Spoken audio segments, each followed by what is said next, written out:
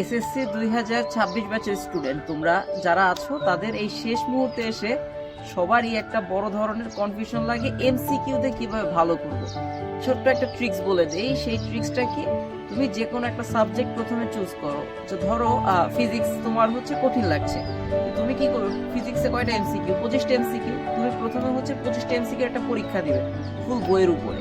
তো এইখানে তুমি অনেক কম নাম্বার পাইতে পারো, লাইক তুমি হচ্ছে ধরো যে মাত্র 12 পাইলা, তার মানে এখন পর্যন্ত তোমাকে আসলে অনেক দূর, এখনো 13টা এমসিকিউ বাকি আছে। তুমি যেটা করবা, ওই 12টা একটা একটা খাতা নিয়ে, কাগজ নিয়ে, সেখানে একটা শীটের মতো করবা, যেখানে আজকের তারিখ দিবে এবং তুমি ফিজিক্সে কত পেয়েছি সেটার জন্য একটু লিখে রাখবে যে 12 পেয়েছি।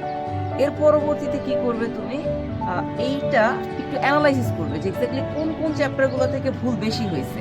সেই চ্যাপ্টারগুলো নিয়ে একটু পড়াশোনা করবে, যে স্পেসিফিক্যালি ওই চ্যাপ্টারগুলো, ধরো হচ্ছে 3 নাম্বার, 4 নাম্বার বা 12 নাম্বার চ্যাপ্টার থেকে তোমার ভুল বেশি হয়েছিল এই 3টা চ্যাপ্টার থেকে।